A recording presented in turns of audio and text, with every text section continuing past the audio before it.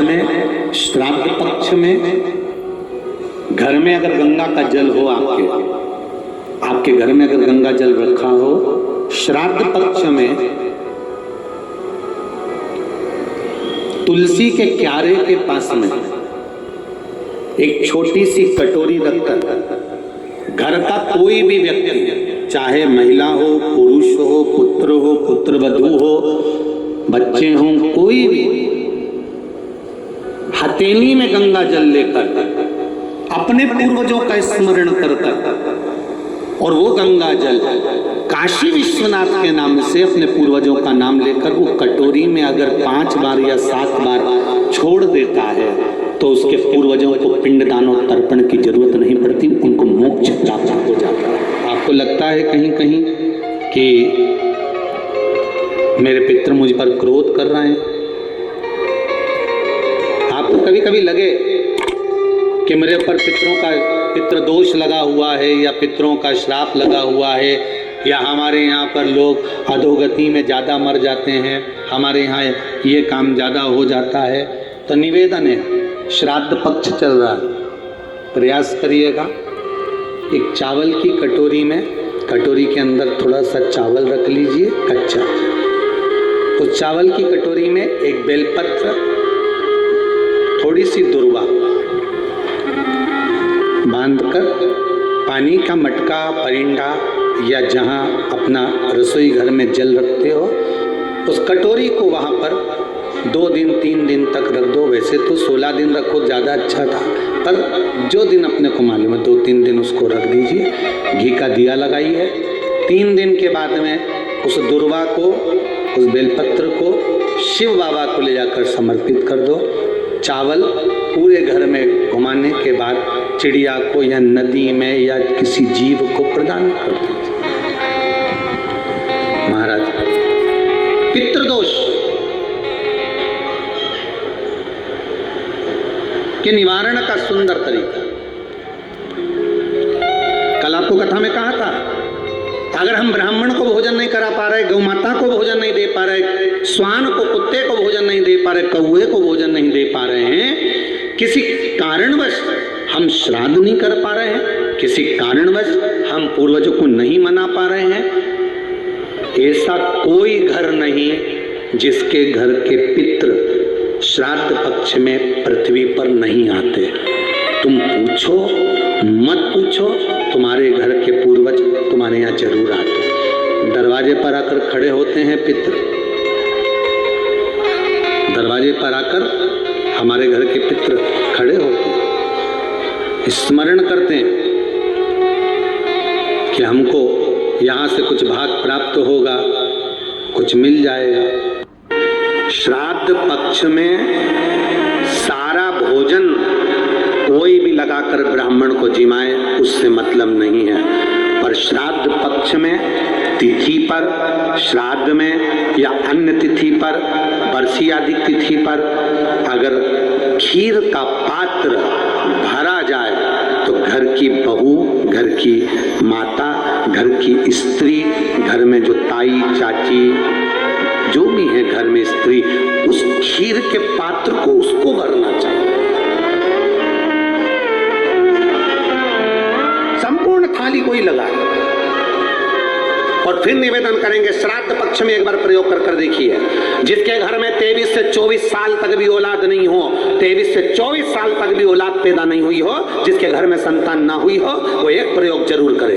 एक प्रयोग जरूर करो कि 23 साल तक भी औलाद ना हुई हो तो श्राद्ध पक्ष में तुम्हारे दादा परदादा किसी का श्राद्ध घर में हो रहा हो और किसी दादी का श्राद्ध, किसी दादा का श्राद्ध, किसी बुजुर्ग का श्राद्ध तुम्हारे घर में हो रहा हो, तो खीर के बर्तन में खीर तुम भरकर और उस ब्राह्मण को जिसको घर में बुलाया गया है भोजन कराने के लिए, वहां तुम देकर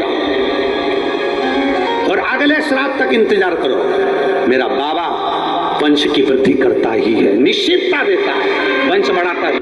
पितृदोष है, ये आपको कैसे मालूम पड़ेगा?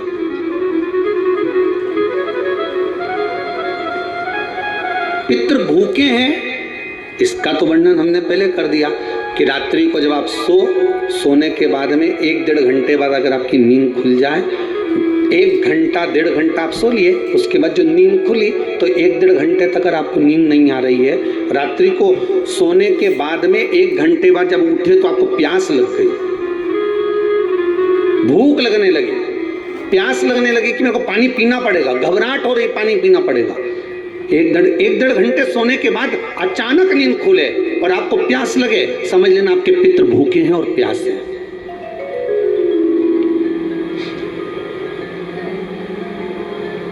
वो भूखे और प्यासे हैं, उनको जल की जरूरत है।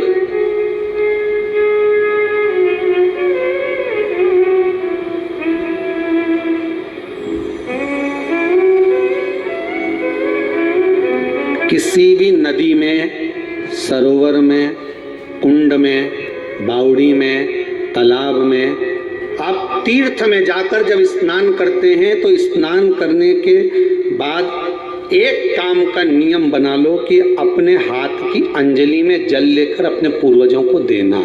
प्यासे रहते हैं, भाग मांगते हैं।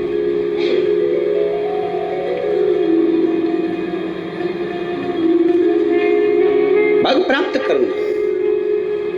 3 वृक्ष पितरों के तुल्य हैं।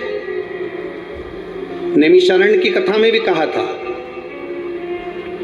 3 वृक्ष पितरों के तुल्य हैं। पहला पीपल, दूसरा बट वृक्ष, तीसरा बेलपत्र का वृक्ष।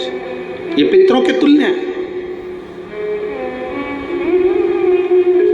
अगर आपको रात्रि में नींद नहीं आ रही है, ऐसा लगता है कि रात्रि को 1 घंटा 1.5 घंटा सोने के बाद कुछ गलत विचार आने लगते हैं, नींद सुबह 3 बजे तक 4 बजे तक नहीं आती, 4 बजे के बाद फिर नींद आती है, तो एक प्रैक्टिकल जरूर कर देखना।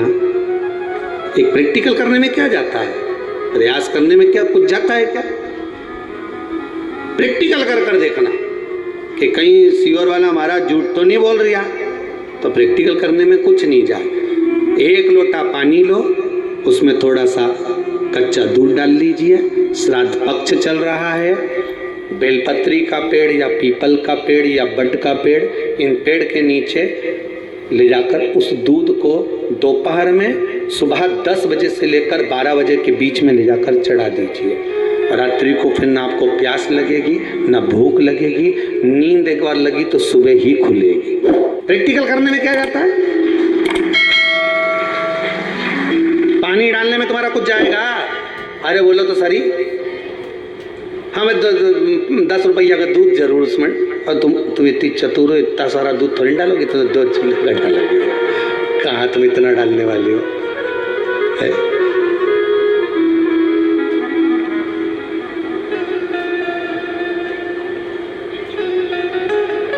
कहाँ बहुत चतुर लोग हो रहे संसार में हो।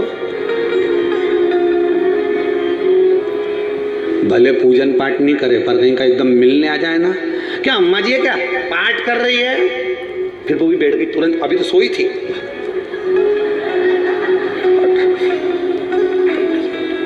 तुरंत क्या पंडित जी हैं क्या, उनसे थोड़ा काम है, अभी माला जप रहे हैं, मालूम पड़े पंडित जी तो आराम से सेव फल खा रहे थे।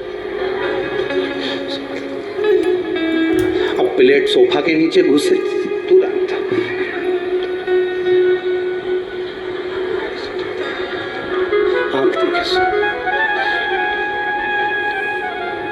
प्रैक्टिकल करने में क्या जाता, कुछ भी नहीं बिगड़ेगा। ये तो बस जल डालोगे तुम्हारा ही कुछ अच्छा हो सकता है, बाबा की कृपा है।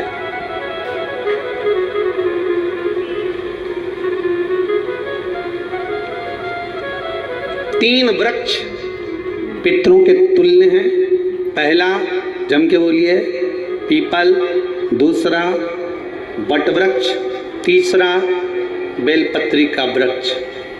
तीनों पीपल के वृक्ष में 52,000 ब्राह्मण एक साथ निवास करते हैं, इसलिए पितृतुल्य। बट वृक्ष ब्रह्मा जी के मस्तक से बना, इसलिए पितृतुल्य। और बेलपत्री का वृक्ष माता पार्वती जी के अश्रु से बना, जब आंसू गिरे थे माता जगत जननी जगदम्बा पार्वती के, उस समय पर पितृलोक में हलचल उत्पन्न हो गई थी। हमारी नातिन की आंख में आंसू कैसे आ गए? मैनावती की पुत्री है,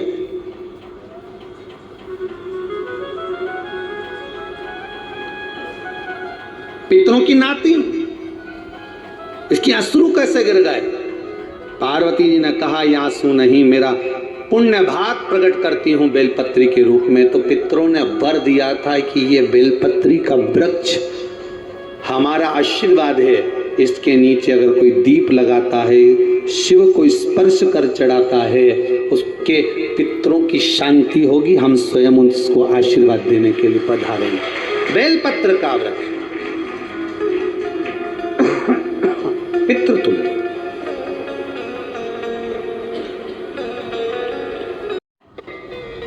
वंश की वृद्धि ना हो, 1 रुपये कमाओ, 1.25 रुपये खर्च हो रहे हैं, पैसा 10 जगह से कमाई आ रही है पर घर में टिक नहीं पा रही है, आया गया, पितृदोष। जरा सी कटोरी पड़ी है उसके पीछे विवाद चालू हो जाए, पानी ढुल गया उसके पीछे विवाद हो जाए, या छोटी छोटी बात में घर में क्लेश मचा हुआ है, पितृदोष है। समझ लो हमारे पूर्वज हमसे खुश नहीं, प्रसन्न नहीं। कोई कहता है गुरुजी श्राद्ध बड़े बेटे को करना चाहिए कि छोटे को करना चाहिए?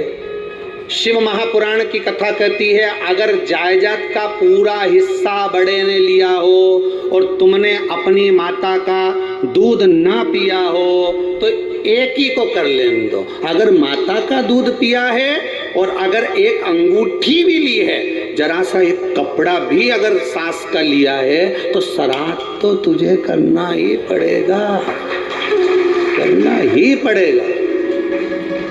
तूने मेरा दूध पिया है तो बिल्कुल जम के तो बोलो।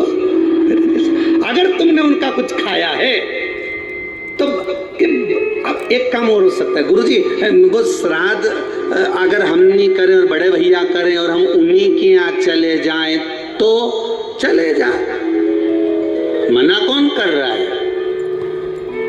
पूड़ी का तेल तू ले जा,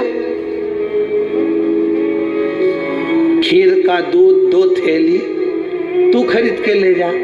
जितना वहां वो सेवा करे उतनी सेवा तुम करो। गलत है क्या? जायदाद का भी तो हिस्सा किया था। सुई की नोक के बराबर नहीं दुआने, ईंट इधर खसकी है तो हमारी इधर खसका दीजिए। हमारी बसियत में इतना लिखा है तो फिर बसियत में ये भी लिख के जाना चाहिए था। मैं तो कहूँ सबके तुम डरो मत ही रहे एक भी। जब छोरा छोरी के जब सब सामान प्रॉपर्टी दो ना, जमीन दो ना, जायदाद दो ना, सारा सामान छोरा छोरी के दो तो उनके लिख के भी जाओ कि हमारी श्राद्ध कर दे अच्छे से, नहीं तो भूतड़ी बन के सताऊंगी।